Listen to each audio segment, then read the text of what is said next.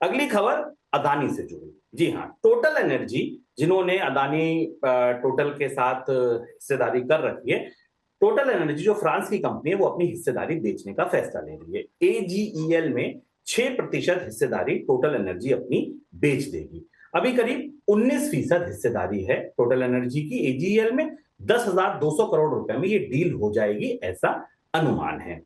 क्यों बेची जा रही है, किसको बेची जाएगी, क्या बेचने से पहले अदानी ग्रुप को यह ऑफर दिया जाएगा कि आप खरीद लीजिए, दिया जाएगा तो क्या अदानी ग्रुप इसको खरीद के अपनी हिस्सेदारी बढ़ाएगा? तमाम बातें अभी इस डील के इर्द गिर्द चल रही हैं। सर, क्या कुछ फाइन प्रिंट्स हैं, क्या कुछ इनपुट्स आपको मिल पा रहे हैं इस डील के बारे में? शुभम, इस खबर ने मुझे चौंकाया, थोड़ा सा चौंकाया इस वजह से क्योंकि टोटल का फैसला तमाम वजह से यहाँ मुंबई में और स्टॉक मार्केट में सवालों के घेरे में है। फैसला ये है कि टोटल एनर्जी करीब 19% हिस्सेदारी रखती है, जिसमें से 6% हिस्सेदारी इसमें से बेची जाएगी। टोटल ने जनवरी 2021 में अडानी ग्रीन एनर्जी लिमिटेड में करीब $2.5 बिलियन का, $2.5 बिलियन के आसपास का निवेश किया था। और जो सोलर पोर्टफोलियो है अडानी का, उसमें उसकी 50% हिस्सेदारी है, कंपनी में 20% स्टेक है। तो टोटल काफ़ी बड़ी बड़ी इन्वेस्टर है, अभी भी मौजूद है। अभी 6% हिस्सा बेच रही है फ्रांस की कंपनी, और जिस वजह से अडानी को अब ग्रीन एनर्जी में, रिन्यूएबल में आगे बढ़ने में बड़ी मदद मिली थी। अब यहाँ दो सवाल उठ रहे हैं। एक तो ये कि चूंकि अडानी ग्रीन एनर्जी के प्राइसेस अच्छे हैं, टोटल अपना मुनाफा बुक करना चाहती है, करीब करीब 1 बिलियन से 1.25 बिलियन के आसपास की स्टेक की वैल्यूएशन आएगी जो टोटल बेचेगी। लेकिन दूसरी बात जहाँ सवाल ये उठ रहा है कि भारतीय अर्थव्यवस्था में जब रिन्यूएबल में इतना बड़ा निवेश हो रहा है तो आखिर टोटल इस बाजार को छोड़ क्यों रही है, टोटल इस हिस्सेदारी को क्यों बेच रही है? ये सवाल थोड़ा रहस्यमय दिख रहा है। और ये माना जा रहा है कि टोटल अपने ग्लोबल पोर्टफोलियो को रिबैलेंस करना चाहती है। उसने जहाँ जहाँ स्टेक्स ले रखी हैं उन्हें उनको कम करना चाहती है, और इसलिए वो अडानी ग्रीन एनर्जी में बिकवाली कर रही है। इसका असर हमने आज स्टॉक मार्केट में देखा। अडानी ग्रीन एनर्जी के स्टॉक में भी गिरावट आई, क्योंकि इतनी बड़ी सेल आ रही थी, और बाजार ने जो लॉन्ग टर्म ऑप्टिमिज्म था अडानी ग्रीन एनर्जी के साथ, जो उम्मीदें थी, उसको थोड़ा डेंट लगा। टोटल के इस फैसले से बाजार में निवेशकों का उत्साह थोड़ा इसको लेकर कम हुआ है।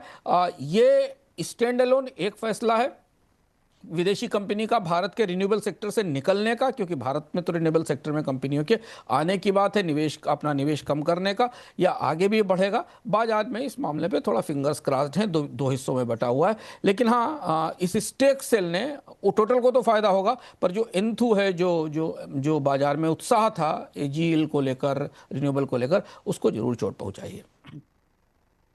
बिल्कुल, और जैसा अंशुमान जी ने कहा ना कि इस खबर ने मुझे चौंकाया, केवल अंशुमान जी को नहीं चौंकाया, बाजार को भी चौंकाया। यही वजह थी कि आज पूरे दिन एजीएल के शेयर में काफी बिकवाली दिखी।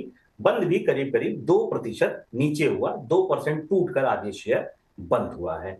अगली खबर बड़ी रोचक, आज की मुझे लगता है दिन की सबसे बड़ी खबर, आपने हेडलाइन देखी होगी, आज हमने इसी खबर पर लगाई है, वो है भारत और चीन। देखिए, चीन पर जब भी कोई चर्चा हो ना, तो बहुत सारे लोगों को वैसे ही उसको जानने की जिज्ञासा खुद पर खुद बढ़ जाती है। और जिज्ञासा तब और बढ़ जाती है जब सरकार के किसी बड़े खेमे की तरफ से, सरकार की किसी बड़ी संस्था की वजह से कोई बात कही जाए।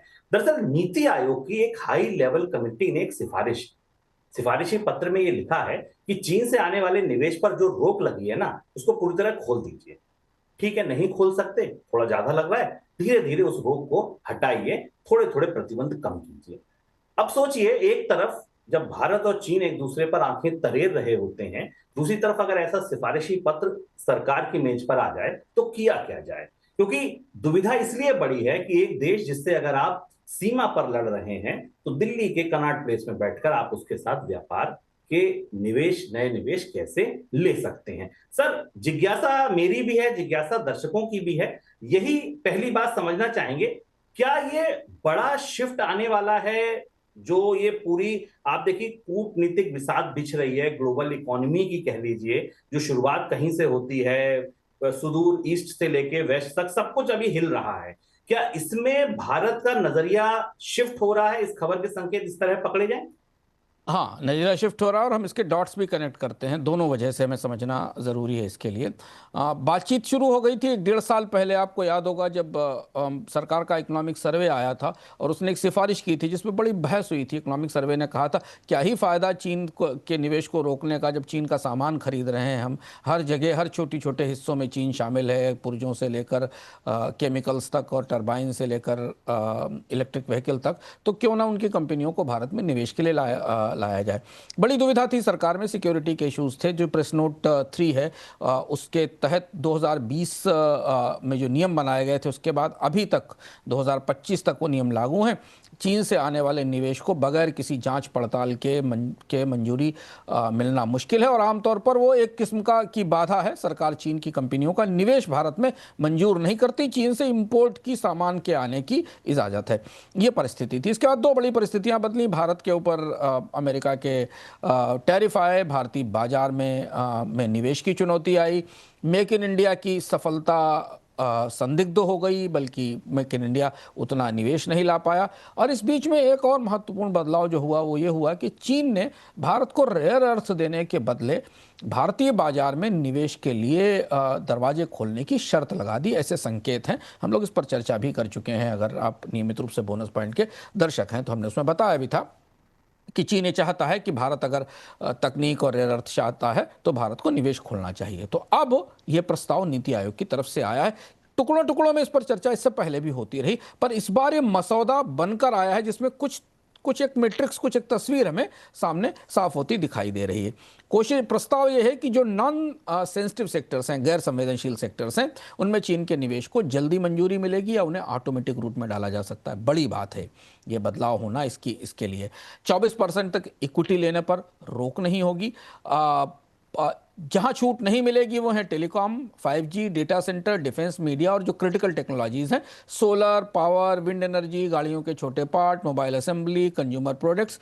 इन जगहों पर चीन को अब छूट दी जा सकती है। ये परिदृश्य, ये मसौदा नीति आयोग की तरफ से सरकार को दिया गया है।